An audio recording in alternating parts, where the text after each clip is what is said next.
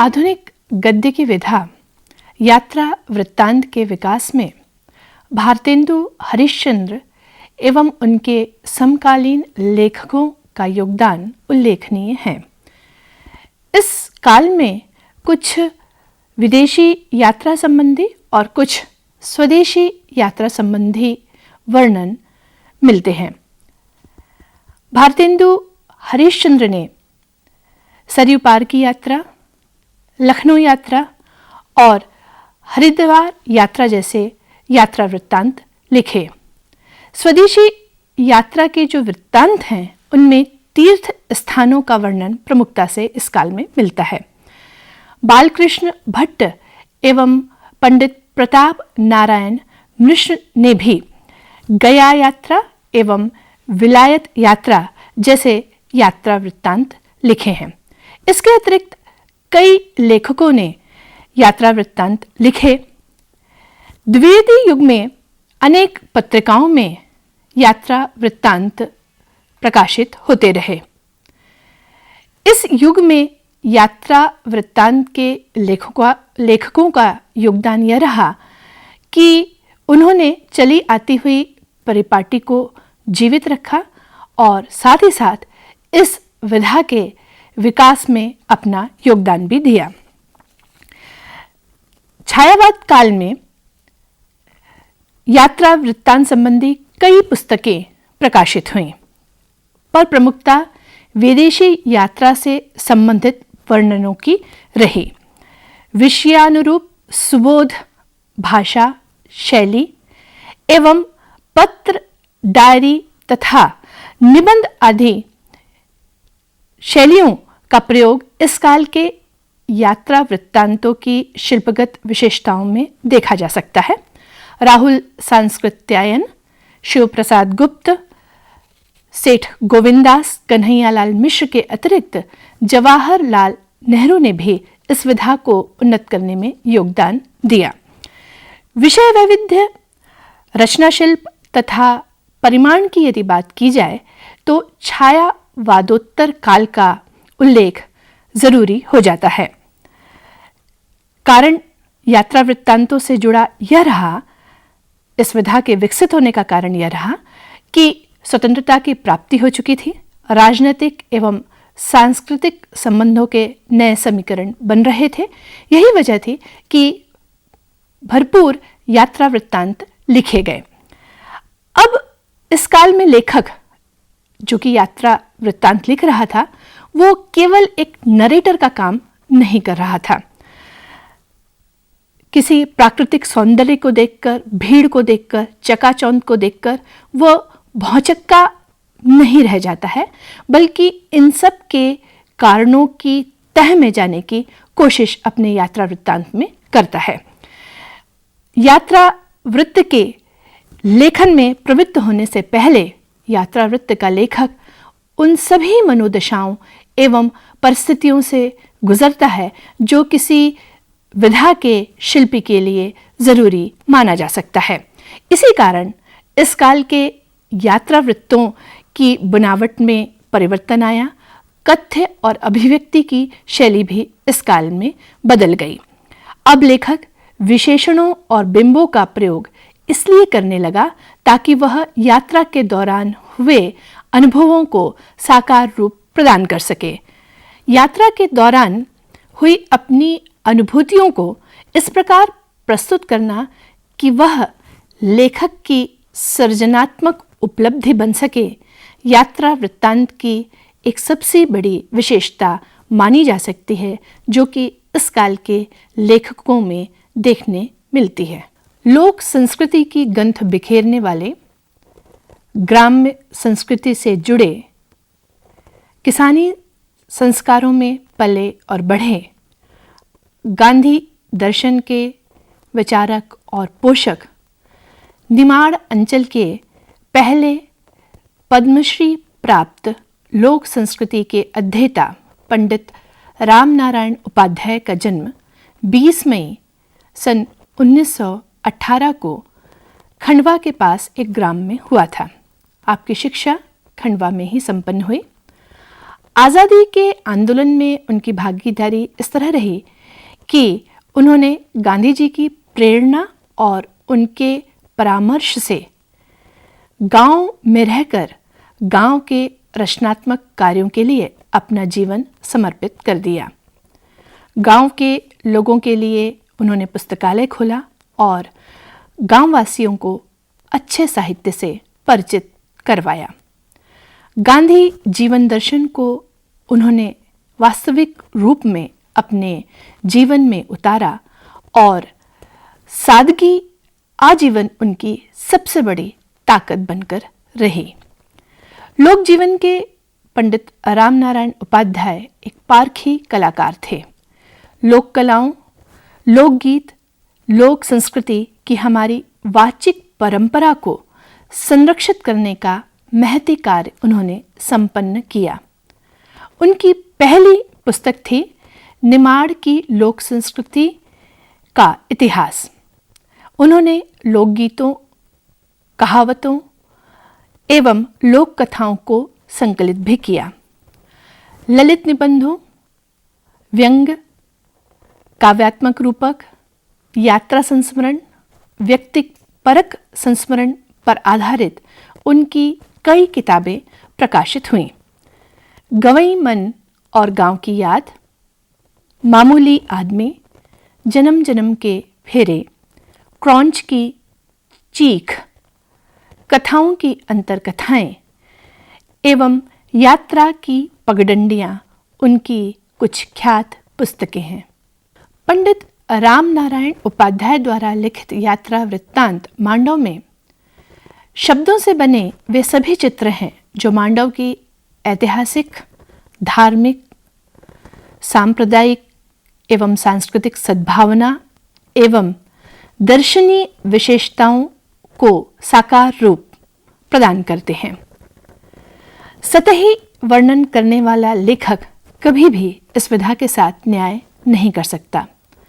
आवश्यकता इस बात की होती है कि वह विशिष्ट स्थल जिस पर की यात्रा वृत्तांत आधारित है अपनी समस्त खूबियों के साथ ही साथ लेखकी दृष्टि की विशेषता से जुड़कर कुछ अप्रत्यक्ष विशेषताओं को भी व्यक्त कर सके। जो पहलू अनजान हैं, सामान्य दृष्टि में जो कैद नहीं किए जा सकते हैं, वे सभी पहलू उस वर्णित स्थल के साथ एकाकार हो सके, तभी यात्रा वृत्तांत के लेखक की सफलता मानी जा सकती है। मांडव यात्रा वृत्तांत लेखकी रचना कौशल की समस्त खूबियों के साथ एक श्रेष्ठ यात्रा वृत्तांत के उदाहरण के रूप में प्रस्तुत किया जा सकता है। किसी महत्वपूर्ण स्थल का भ्रमण करते समय जैसे कोई मार्गदर्शक या गाइड सालों के अपने संचित अनुभव के आधार पर अपने दर्शकों को, अपने साथ चल रहे लोगों को जिस तरह उस स्थल से, उस स्थल की बारीकियों से परिचित करवाता है, संदर्भों से जोड़ता है, प्रसंगों से अवगत कराता है, यही शैली इस वृत्तांत के लेखक पंडित रामनारायण उपाध्याय ने अपने यात्रा वृत्तांत मांडव में हमें दी है। पढ़ते हुए लगातार यह महसूस होता है कि हम लेखक के साथ मांडव की सैर पर हैं, मांडव का भ्रमण कर रहे हैं और मांडव हमारे रूबरू है। लेखक ने मांडव को हिंदू मुस्लिम ऐक्य का प्रतीक माना है। मांडव के खंडर हो चुके शाही महल, शाही प्रासाद, मंदिर और मस्जिद इस एकता की कहानी कहते हैं। ये कहानियां शालीनता, स्वाधीनता, ऐश्वर्य, सांप्रदायिक एवं सांस्कृतिक सद्भावना के संदेश भी देती हैं। एक ओर धर्म और संप्रदाय से ऊपर प्रेम की महत्ता सिद्ध करने वाली रानी रूपमती, तो दूसरी ओर प्रेम और प्रणय की प्रतीक नूरजहां की भी कहानी इस मांडव से जुड़ी है। मांडव का आरंभिक परिचय देने के तुरंत बाद लेखक कहते हैं, जरा संभल कर आइएगा, और पाठक को यह एहसास होता है कि वह लेखक के मार्गदर्शन में मांडव की सैर पर है। ऐतिहासिक संदर्भों से, शहंशाहों की आन बान और शान से जुड़े अन्यान्य प्रसंगों से पूरे वृत्तांत में बिना किसी प्रयास के पाठक जुड़ा रहता है। समुद्र की सतह से लगभग 2079 फीट ऊपर विंध्य की समतल पहाड़ी पर सुंदर तालाबों और प्राकृतिक सौंदर्य के बीच स्थित है मांडवगढ़। इस प्राकृतिक सौंदर्य के पाश में बंधकर जहांगीर भी यहां कुछ दिनों रहे थे। मांडव के दुर्ग को दोनों ओर से अंडा खोह एवं काकड़ा खोह नामक गहरी खाइयों ने घेर रखा है, जो ऐसा लगता है मानो इस दुर्ग की सुरक्षा के निमित्त आज भी अपना कर्तव्य पूरा कर रही हैं। उत्तर में एक प्रवेश मार्ग को छोड़कर शेष सभी मार्ग इतने ढालू हैं जिसकी वजह से दुश्मनों की सेना का प्रवेश अचानक यहां संभव उस वक्त नहीं हो सकता था। इसके अतिरिक्त एक ऊंची दीवार जो कि 40 मील को घेरते हुए इसकी सुरक्षा के चाक चौबंद में लगी हुई है।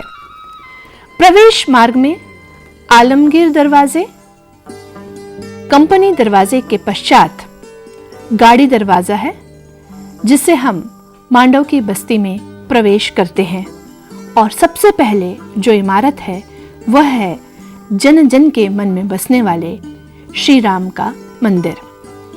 वहीं पास में अशरफी महल और जामा मस्जिद एक दूसरे के सामने खड़े हैं। इसी तरह की मिसालों को ध्यान में रखकर लेखक ने मांडव को हिंदू मुस्लिम एकता का प्रतीक स्थल माना है। अशरफी महल का निर्माण इमारतों के शौकीन, वीर और धार्मिक प्रवृत्ति के महमूद खिलजी ने करवाया था। उसने अधूरी जामा मस्जिद के निर्माण कार्य को भी पूरा करवाया था। महमूद खिलजी के पुत्र गयासुद्दीन की जहर देकर हत्या उसके पुत्र नासिरुद्दीन ने तख्त के लिए की थी। कहा जाता है कि इस घटना के लगभग 107 वर्ष बाद जब नूरजहां के साथ जहांगीर मांडवगढ़ पहुंचे थे, तो नासिरुद्दीन की कब्र देखकर उन्हें पितृ हत्या जैसे घिनौने अपराध से इस तरह नफरत हुई थी कि उन्होंने नासिरुद्दीन की कब्र खुदवाकर नर्मदा में फेंकवा दी थी। मांडव गवाह है नासिरुद्दीन के दुष्कर्मों का एवं गयासुद्दीन के सत्कर्मों का। जामा मस्जिद मांडव की पवित्र इमारत पठानी शिल्पकला का एक श्रेष्ठ उदाहरण है। विशाल जामा मस्जिद का निर्माण होशंगशाह गौरी ने आरंभ किया था, किंतु उसकी मृत्यु के पश्चात उसे पूरा किया महमूद खिलजी ने। अशहदु अल्ला इलाहा इल्लल्लाह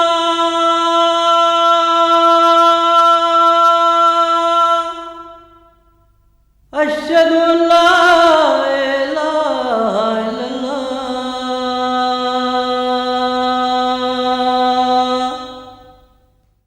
होशंगशाह गोरी ने मांडव के पुनर्निर्माण की भरसक कोशिश की थी।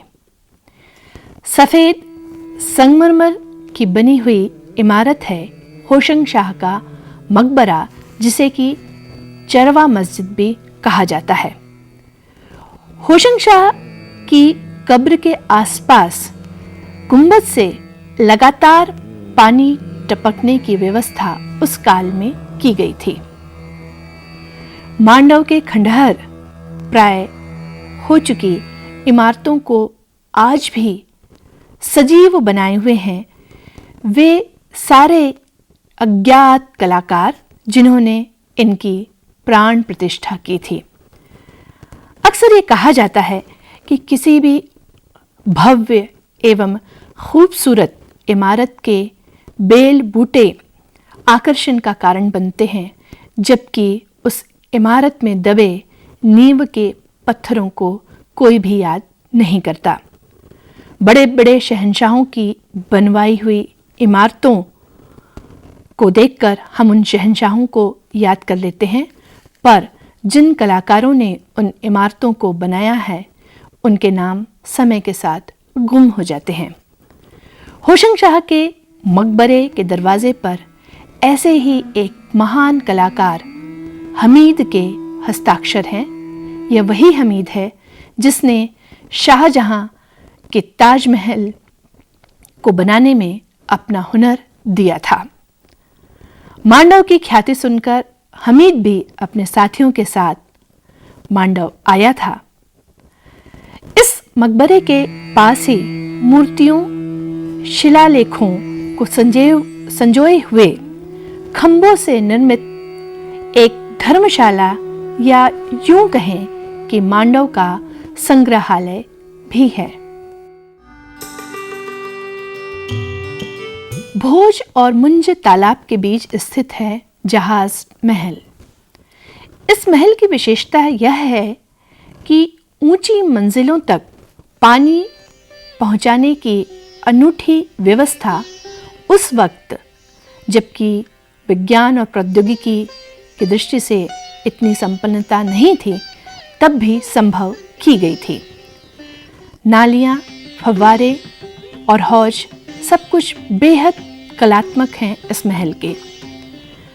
पानी की नालियों में सुंदर फूलों की आकृतियां उकेरी गई हैं ताकि बहता हुआ पानी उसी आकार को ग्रहण करता हुआ बहे।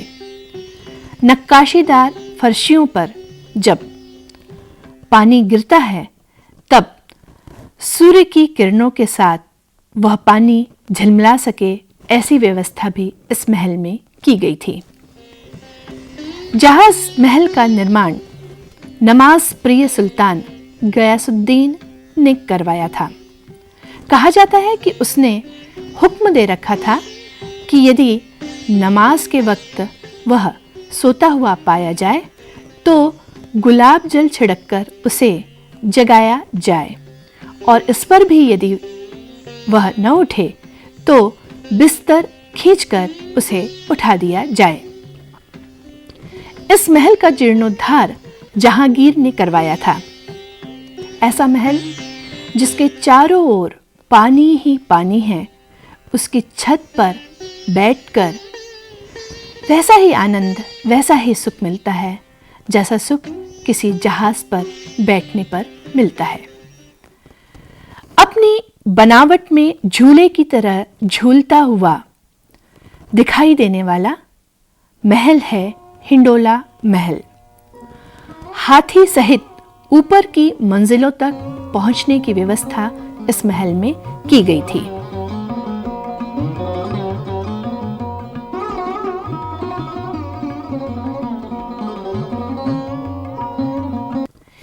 तीन मंजिल जमीन के नीचे बनी चंपा बावड़ी में काफी गहराई पर पानी है।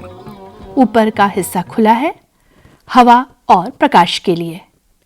इस बावड़ी में ठंडे पानी और गर्म पानी दोनों का ही प्रबंध किया गया था। एक और महत्वपूर्ण स्थल है स्त्री नगर, जिसका कि निर्माण गयासुद्दीन द्वारा करवाया गया था। कहा जाता है कि इस स्त्री नगर का सारा कार्य स्त्रियों के द्वारा ही संपादित किया जाता था।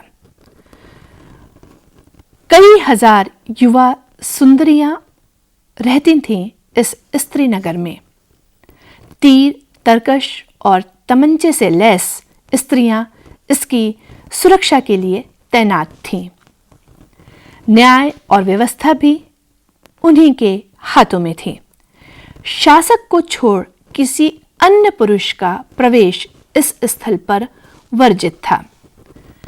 सदियों पहले स्त्री नगर में जो भी गतिविधियां संचालित की जाती थीं, उसका वर्णन करते हुए लेखक ने एक कमेंट्रेटर की तरह एक नई शैली में इस स्थल को वर्णित किया है।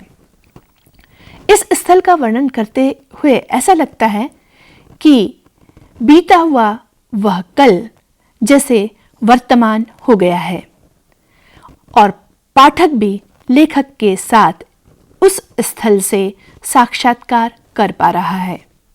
स्त्री नगर के वर्णन में लेखक की लेखन और उसकी शैली की यही विशिष्टता पूरे अध्याय में उसे विशिष्ट बनाती है और काफी रोचक लगती है।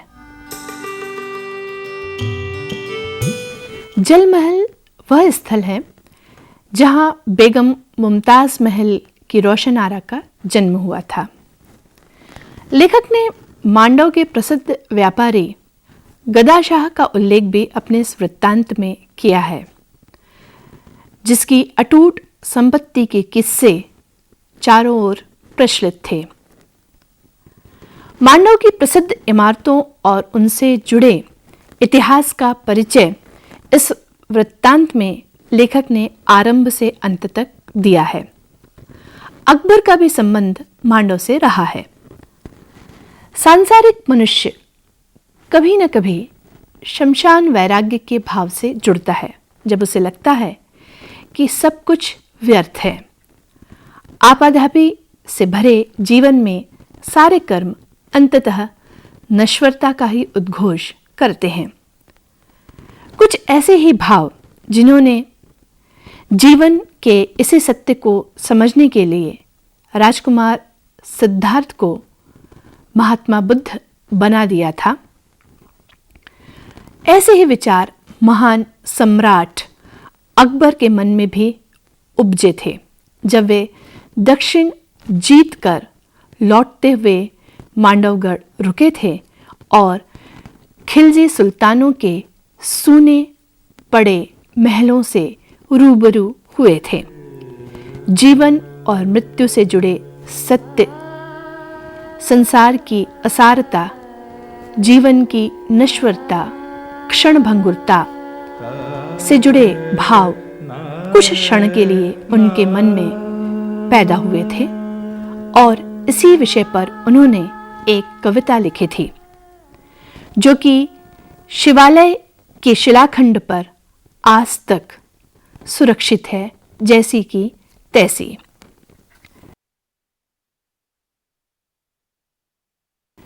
सागर तालाब के सामने दो महल हैं। ये महल हैं राजकुमारों को, शहजादों को दूध पिलाने वाली दाइयों के दाई महल। सागर तालाब के पाल पर खड़े होकर पुकारने पर 2 बार प्रतिध्वनि होती है। लेखक ने इसका वर्णन करते हुए लिखा है कि जिस तरह आईने में हम अपना वास्तविक रूप देख पाते हैं, वैसे ही यहाँ खड़े होकर पुकारने पर हम अपने वास्तविक विचार को देख सकते हैं। प्रतिध्वनि द्वारा प्रश्न और उत्तर का एक होना एक गंभीर सत्य से परिचित होने की प्रक्रिया है। लेखक एक और ऐतिहासिक घटना का उल्लेख करते हैं। कहा जाता है कि जहांगीर भी मांडव में कुछ दिनों रहे थे। अपनी सालगिरह पर जहांगीर ने अपना तुलादान करवाया था, सोने, चांदी और अशरफियों के साथ। तुलादान की यह सारी सामग्री गरीबों में बांट दी गई थी। उस वक्त रुपए भी लुटवाए गए थे। इस पूरे जलसे में इंग्लैंड से पधारे सर टॉमस रो भी उपस्थित थे। जब रुपए लुट रहे थे तब सर टॉमस रो को अपनी जेब भरने में थोड़ी शर्म महसूस हुई। तब जहांगीर ने हुक्म देकर उनकी जेबों को रुपयों से भरवा दिया था।